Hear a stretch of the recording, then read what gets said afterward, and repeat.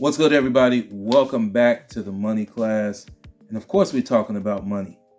I'm going to jump right into this video because it's very important to me because this problem has just gotten way out of hand.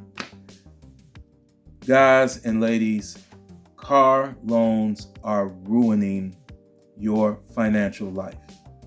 People are allowing a car that you simply drive around in, not a car that flies, not a car that drives itself, not a car that leaps over potholes, but just a car that you drive. In a lot of cases, a car that you're driving for less than 1 hour per day on average. They're allowing that car to keep them from being able to buy a home if they wish to buy a home, or to really start to just prepare a nest egg for their retirement. And it's just crazy. So, let's talk about what the problem is, and then let's come up with solutions to be able to cure it. Because thankfully, this disease of taking on insanely high car payments is curable. So let's go. All right. So currently, it looks like the average car payment is $730 a month as of the first quarter of 2023. And, it keeps going up. The second quarter of 2023, $733 a month.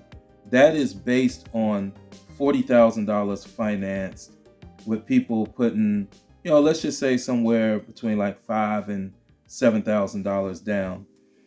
Guys, a lot of you are not putting $5,000 to $7,000 down, and a lot of you are financing way more than $40,000.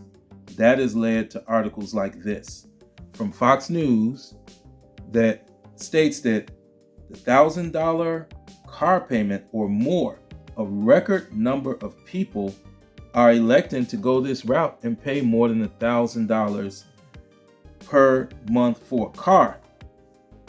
How many people? Well, let's say, according to Edmunds, which is a very reliable source, about 17%. So nearly 1 in 5 people that buy a new car are okay with paying over $1,000 per month to drive the car. Let that sink in.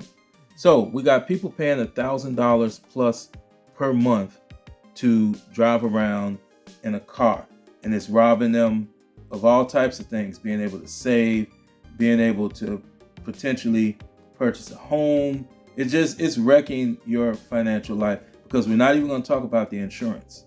Because in addition to this $1,000 plus per month that you're paying for this car, you may also be paying $150, $250, $300 per month, maybe more, for insurance.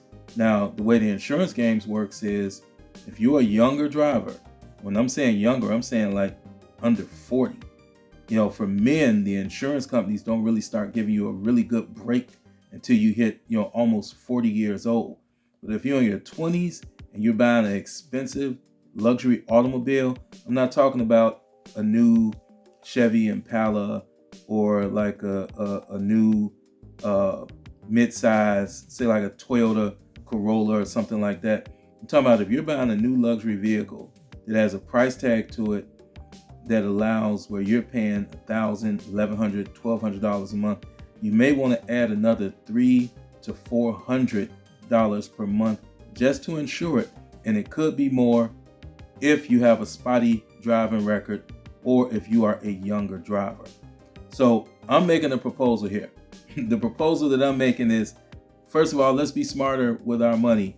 Spending $1,000 to $1,500 a month just to drive around for 30 or 40, 50 minutes a day in a car is just not smart, especially for the average consumer that is not making $200,000, $300,000, $400,000 a year. I still don't recommend it then, but for the average person that's probably making less than $100,000 a year, it is just not smart.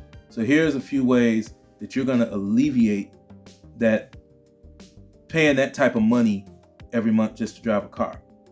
First, you're going to make an agreement with yourself to not buy a brand new car that is going to lose 30 to 40% of the value inside of the first 3 years, and you're going to buy a gently used car. And how are you going to do that? Well, you're going to look for a desperate private seller.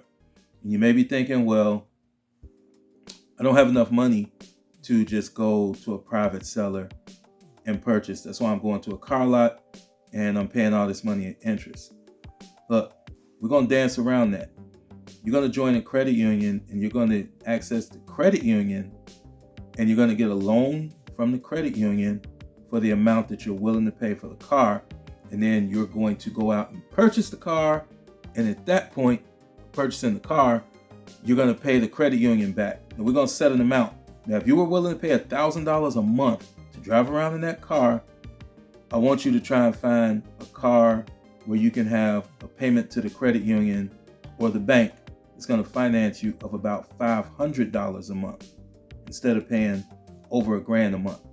And you're going to take that other $500 and you're going to put it into a high yield savings account. Now, it should play out something like this. A lot of people are taking out car loans that are between 7 and 8 years. So I went right in the middle. I went at 90 months, which is 7.5 years. So if your loan is 7.5 years, you're going to make an initial deposit of $2,500 into your high yield savings. You're going to pay into it $500 a month. The high yield savings is going to give you about 4.5% of an APY, which is an annual percentage yield of interest. And you're going to save it for 90 months. This is going to give you about $57,000, of which over $9,000 would have been interest, aka free money, right? Money you didn't have to work for. But if you wanted to be a little bit more aggressive, then you could go ETF fund. Find a great ETF fund, which on average is going to pay you about 8% return per year. Same scenario, $2,500 initial deposit, $500 per month. Inside of that 90-month period, you will have about $65,000, actually a little over that, with almost $18,000 in interest. So there's 2 ways for you to take that extremely large car loan, of which when you're done paying for the car, it's going to be worth maybe 1/10 of all that money you put into it. And you can still drive around in a decent car. It won't be brand new, but a decent car. And you can save this money and build some actual savings. Now, the $500 a month, you're probably saying, well, hey, that might be a problem. Well, you were going to pay over $1,000 a month. So if you got a $500 payment, take the other $500 you were going to pay towards the car and you're going to put it into savings with money that's going to work for you. But I got even another solution for you. When tax time comes and you get that tax refund check, let's say the tax refund check is $5,000. You're going to take that $5,000, put it in the high yield savings account or put it into the ETF fund that you are using to build wealth. And that will cover 10 months worth of payments at $500 a month, $5,000. So that's 10 months. That way, all you have to do is come up with 2 $500 payments and you will still make that same contribution and that money will continue to grow. Now, at the end of the car note period, maybe you take some of that money and you go pay cash for a car.